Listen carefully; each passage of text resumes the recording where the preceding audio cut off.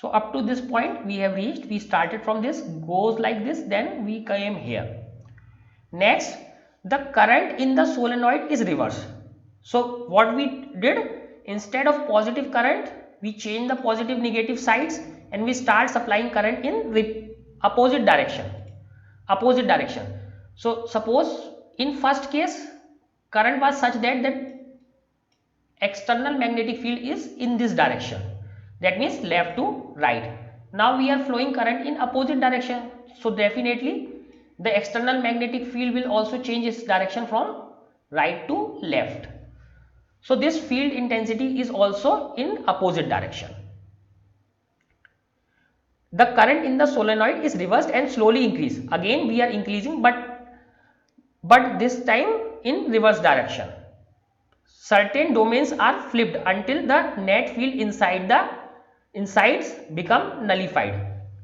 So what was previously there, all the domains inside were in this direction because field was in this direction. As we reduce this to 0, so some of them flipped, let us say this side. But what happens, as we increase the field in other side, there comes a point where half of the flips or half of the domains on this side and half of the domains in this side. So what will happen, this will cancel each other and magnetic field will be 0. So there comes a point, if we increasing the field intensity in another side, so domains will start flipping in another direction. So there comes a point that then half are in this direction, half are in this direction, they will cancel each other and field will become 0. So here we can see at some point this field is 0, field has become now 0, but this H is in negative direction, in opposite direction. So the field inside stands nullified, so field is now 0. That means this magnetic field, this is represented by curve BC. So this is curve BC. So we are increasing the field intensity in opposite direction and now this magnetic field is 0. The value of H at C is called coercivity. So this C point is called coercivity. Coercivity is the value of H at which B becomes 0. In the figure 5.14, Hc is equal to minus 90 ampere per meter. So here you can see this is around minus 90. As the reverse current is increased in magnitude, we once again obtained saturation. Now what happened, we start from this point, all of them are magnetized in same direction, start reducing, but even at 0 field some magnetization is there. We reverse the field, the magnetic field is in reverse direction, and now we keep on increasing the field intensity. But what is now, we are increasing the field intensity in opposite direction. So what was the case at this point, the spins were balanced. Suppose half are in this side, so half are in this side, but if we keep on increasing field, so these will also reverse, these will also get reversed. Now the magnetic field, we get magnetic field as well, so magnetic field starts rising again. So this starts rising again, but in opposite direction. Only thing is that previously direction was this, now the direction is this. So the magnetic field will start increasing but in opposite direction. The curve CD depicts this. So this is C point, this is D point, this depicts this, that now magnetic field is aligned in the opposite direction. The saturated magnetic field Bs is equal to 1.5 Tesla. Here it was 1.5 Tesla, here it is also 1.5 Tesla. Only thing is that previously this was suppose in this direction, in reverse the direction is different. Only thing direction is different, but the magnetic field will remain same.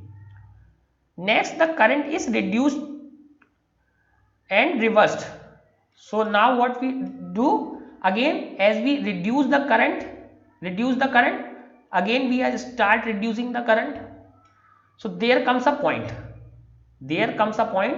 as we have seen earlier, that even at zero current this magnetic field is not completely zero.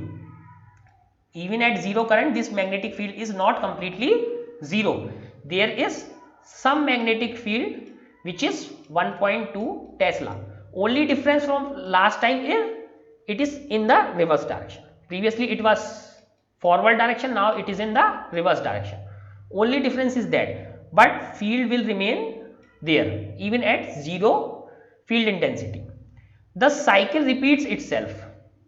So what we have seen, so initially we increased, so it reaches a saturation value, then we reduce field, but even at zero field the magnetic field is not zero. We increase the field in reverse direction, magnetic field becomes zero, and if we keep on increasing this field intensity, magnetic field is maximum but in opposite direction. Then again we reduce this field intensity, at zero field intensity still there is some magnetic field but in opposite direction. Now we again start increasing this field intensity, now in positive direction. Here we also get a point, this is also coercivity point, this was also a coercivity point. This point is BR, remnant or retentivity point. This is also retentivity point. So these two are retentivity point, these two are coercivity points. Only thing is difference is their direction, but the value will remain same. 90 here, 90 here, 1.2 Tesla here, 1.2 Tesla here. Only the direction is different. Again, if we start current in the positive direction, again it reaches to its saturation value. Then curve starts repeating itself. Curve will keep on repeating itself. So the curve CD depicts this. So we have seen this. The saturated magnetic field 1.5 Tesla. Next the current is reduced. So we get this curve DE and reverse curve EA. Reverse curve EA. This we got. The cycle repeats itself. So now we can repeat this thing again and again and again. Note that the curve OA does not retrace itself as H is reduced. So but this OA curve will never be repeated. Once this material is once magnetized, this OA curve will never be repeated. So what is the curve that could be repeated? This curve. This curve. This bigger curve can be repeated, but this OA curve cannot be repeated once again. So this curve A to B, B to C, C to D, D to E, E to again A. But this OA curve will not repeat itself once again. For a given value of H, B is not unique but depends on previous history of the sample. So here again, suppose we say that what is the value of B at given value of H. What is value of B for a given value of H?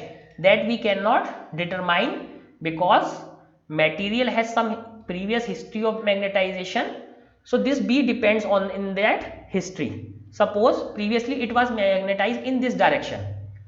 Even if we reduce field, so definitely you know this intensity will reduce but it will not completely be zero.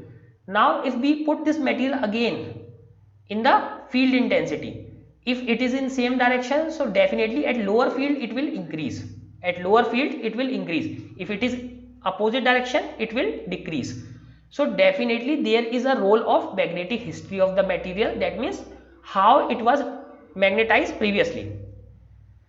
So once again, for a given value of H, that means field intensity B is not unique. That means we cannot determine B just by giving H. We also need its history to be known, but depends on previous history of the samples. So we must know what was the previous history or in which direction it was magnetized. This phenomena is called hysteresis. This phenomena, this curve is called hysteresis loop. This curve is called hysteresis loop. This phenomena is called hysteresis. The word hysteresis means lagging behind, not history. Word hysteresis does not come from history.